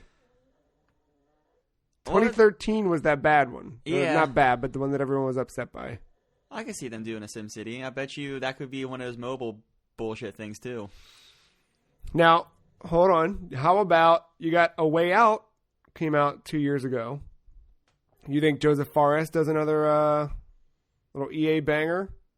Could, because they do like to have that one little indie. I know they didn't do like a conference type thing at EA Play this year, and I don't necessarily think they need to do that. But when they do that, they'd like to have at least one of those games.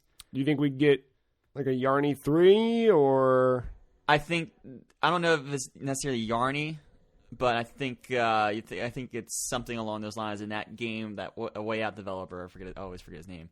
I think that Joseph Fares. He could fill that void. Okay, that'd be like that indie studio.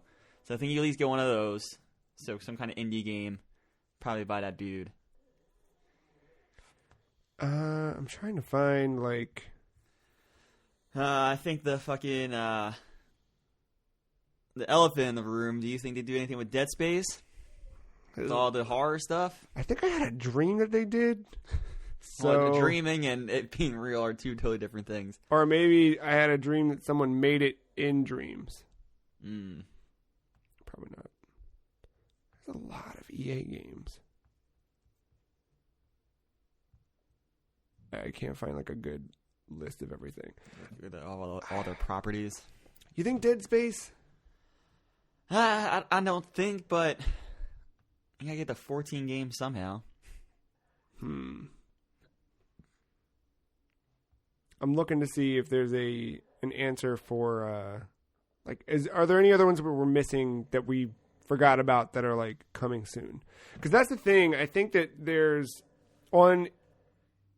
So all right, you got right now on EA's actual ass website, the 2 games listed as coming soon are Command and Conquer Remastered, coming soon to PC, and Star Wars Rise to Power, coming soon to mobile. So there's 2 other games we haven't mentioned yet. But is that this year? That seems like... Rise to Power. Yeah, I don't know what that is. Oh, yeah, I forgot about the remasters. I mean, we've mentioned Mass Effect. Yeah, we put that down. So Command and Conquer and Star Wars Rise to Power, you think those are 2 of them? Yeah, these are just blanket titles, dude. Yeah. I don't think they have enough like AAA studios to put out 14 AAA games. That's why I think you're going to get some mobile stuff in there. Yeah, I agree. So I'm going to put other, like, I never wrote down the indie prediction. So that gets us to 10. Madden, FIFA, NHL, Medal of Honor, Mass Effect Collection, Anthem 2, Need for Speed, Command & Conquer Remaster, Star Wars Mobile, and Indie Game. Indie-ish. You know what I'm talking about. So 1, 2, 3, 4 more. What are you thinking? What's the fucking banger? What's the one that we're like, no? Syndicate mobile game. Syndicate Mobile. You want me to put that down? Yeah. Syndicate Mobile. Does Skate 4 happen? No. I don't think so either. No. Like, it'd be so fucking cool No. if it did. There's no way, dude. Just let that dream go. I know. Just let it go. Just skateboard loot boxes. It's so easy. I don't know what else I even want from them. I don't know what properties they have tied up. I think their big banger would be a Dead Space game. Yeah. But I'm not believing that there is a big banger. I wouldn't be shocked if you got like a little like short Star Wars game. Oh, interesting. Like a little like 5-hour, 6-hour experience. Kind of like a Hellblade type like thing. Honestly, more people should ape that model. It worked. Hellblade was dope, and then look what happened, yeah. right?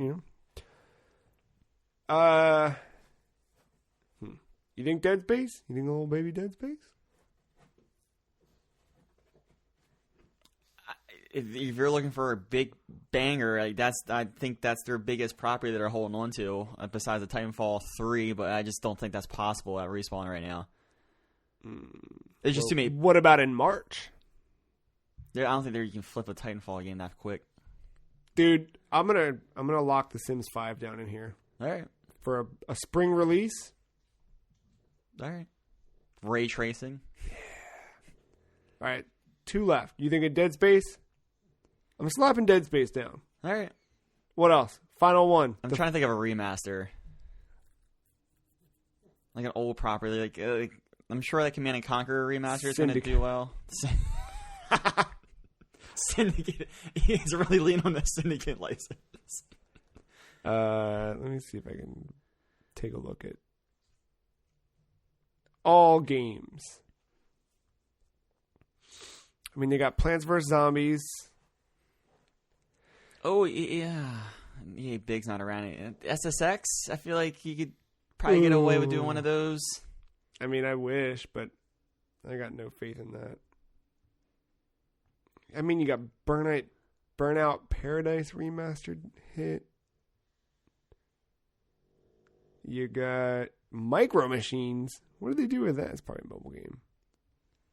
Oh, they've got Bejeweled also. They could fuck around with some Bejeweled. Oh, I wonder if that Burnout Paradise remaster might lead to something.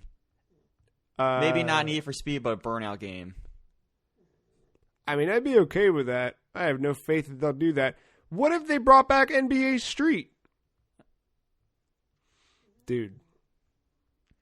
They're incorporating more of that stuff. But they can't compete with the fucking But you casino. gotta look at FIFA. You gotta look at FIFA. FIFA incorporated that street stuff a little bit more in actual FIFA this past time. I didn't play it, so I don't know how it plays, but yeah. I dug back into the catalog here. I'm looking through. We got what's something they can fucking milk for money? Syndicate. It's looking like Syndicate, dude. Might be the one. Getting a lot of Need for Speeds, and I'm looking like way back in the early 2000s days. Which one did they remaster already? Hot Pursuit. Need for Speed? I don't think they didn't remastered remaster. it. It was like a soft sequel or whatever, but it was Yeah. named the same thing. Just do that again. Soft sequel, same name. Oh god, that sucks.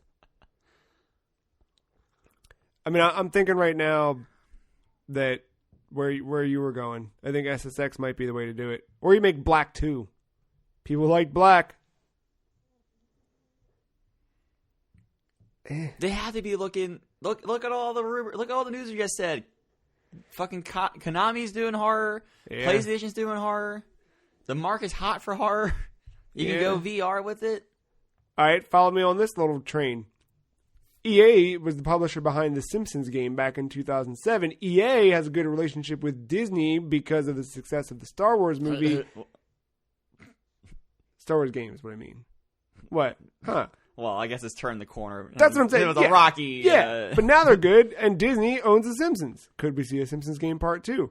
There was that weird thing where the creators of The Simpsons were hanging out at E3, and everyone was like, is there going to be a Simpsons game that we don't know about?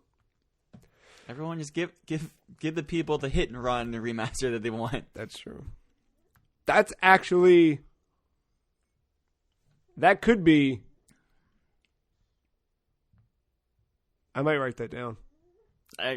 Simpsons Hit and Run Remastered. And then Homer for Smash. Win-win. Bad Company. You think they just said in that earnings call too that we're looking more at impressed with the Switch's numbers and are looking to develop more for it? No. PR stunt? I read that quote. They did not say we're looking to develop more for that. They said it's happening. I don't think they're making anything for Switch. Mirror's Edge 3 has a sooner chance than them putting out a game on Switch. Mirror's Edge 3. Yeah. At least people shut up about that. No, I won't hear anyone talking about a new Mirror's Edge game. Yeah, dude, I'm looking through their catalog and like, nah. Have you even put down a new IP yet? They're not gonna do that. Come on. Yeah, just buy the studio and kill it after a sequel. That's what you do. That's what'll happen. There's your prediction. Respawn shuts down 2021.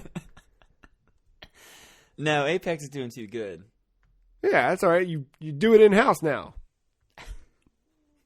Give it the dice. Yeah, exactly. They do a great job. Great job at Okay. And not finish the games on time. Let me think for a second here. All right, this is real ass. You ready for some real ass? Syndicate 3. The last time that EA was doing good, okay, we had shit like Battlefield Bad Company 2, Mass Effect 2, Army of 2, Need for Speed. Like they were firing on all cylinders, right? Dragon Age Origins. These things were all happening simultaneously. Around that same time, you had a re-release of Simpsons Arcade. You had an original IP called Dante's Inferno. NBA Jam On Fire Edition, bringing back something old, making it new again. I'm thinking right now, you might be right with the new IP thing. Who does it, though? That's the question. Who are in their studios? All the ones I remember are closed. Yeah. All right, let's just call it new IP. Set. That's a lock. You feel good about that list? Read it one more time. Madden 21, FIFA 21, NHL 21, Medal of Honor, that VR one that I forget the name of, Mass Effect Collection, Anthem 2.0, Need for Speed, Command & Conquer Remaster, Star Wars Mobile, some weird indie games, Syndicate Mobile, The Sims 5, Dead Space, and a new IP. Yeah, that works. There's your EA. That's the one. We got one more news story to close out the podcast here. The official trailer for Fast and Furious 9, or F9, as true fans call it, shows Dom and Letty's attempt at a new life shattered by the return of characters from their past. Summer 2020 is the time for F9, the 9th chapter in the Fast saga that has endured for almost 2 decades and earned more than $5 billion around the world.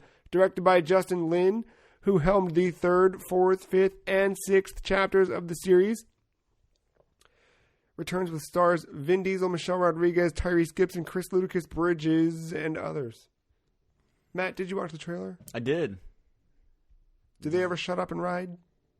Yeah, there's a little bit of that. I didn't watch the trailer. No, they brought back the dude from Tokyo Drift. Turns out he's not dead. Oh? Yeah. Did we know that beforehand? No, we thought that's why that Justice for Han thing was such like a.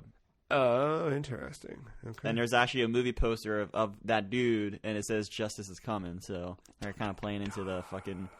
Yeah, but once again, trailers reveal way too much. Like having Han come back in the movie, like not knowing it, would have been awesome. That would have been badass. And then also revealed in the trailer, John Cena and Vin Diesel are brothers in the movie.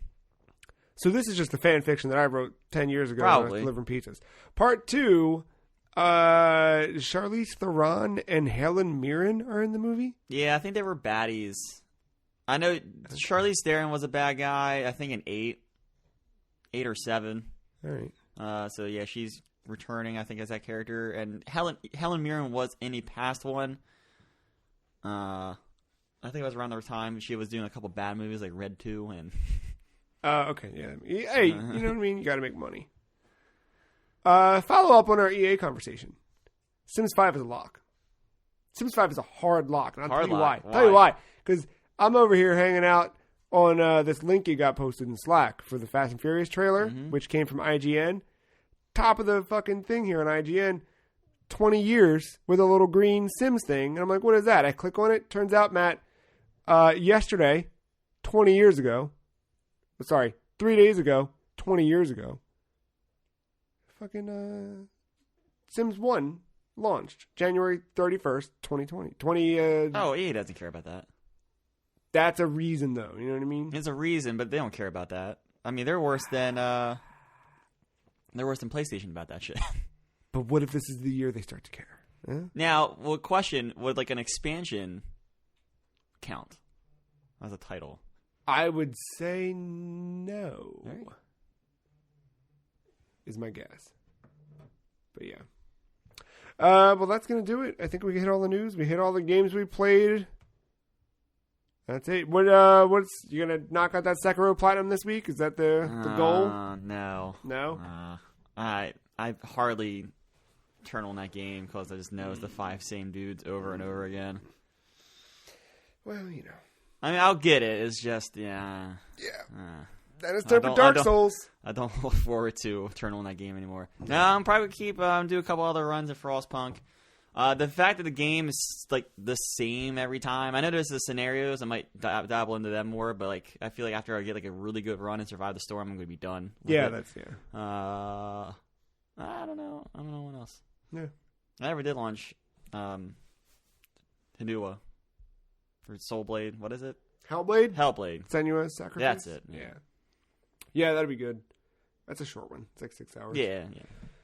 Yeah. Yakuza's got my heart right now, so I'm gonna keep going with that. Of course, in the back of your head, you're like, well, I'm gonna play through Yakuza Kiwami, and then I'm gonna buy 2, and then I'm gonna buy 0, and then I'm gonna, yeah. I'm gonna get through this one, and we'll see where we're at. I did start fucking around with Neo last week because the sequel's coming out, and that other one was free on Plus, and I was like, hey, I'll try it. I think I like Neo, but I don't know. Yeah. They have a really cool weapon. It's like a chain with a fucking hook on the end of it. It's cool. It's really fun. But it's got that kind of slow Souls style combat where every move must be intentional. It seems a little bit more forgiving than Bloodborne or Sekiro or anything like that, but I don't know if I'm there yet. So we'll see. But yeah, that's it. Don't forget you can buy Coke Energy in stores, which I have continued to. I haven't found it. It's really just a gas station product for me lately. Haven't found it like in Target yet, which is a shame because I'd buy a lot of them. Too expensive at a gas station. That's it. You can follow us all on Twitter. The Free Cheese is at Some Free Cheese. Matt is at MattyIce131. I am at The Free Cheese. Podcast at thefreecheese.com is an email address where you can email us to tell us about your grandma games and anything else. Oh, the Epic Conclusion, the FCW, up on the site. I said it once. That's it. I'll never say it again. The Intergalactic. Now, available on YouTube or thefreecheese.com, whatever suits your fancy. But you can head there now and check that out. Everything must end. Who will win? Who will die? Tune in to find out. I think that's it. Final word? Great Bud Light commercial last night. Okay. Sick. See you next week.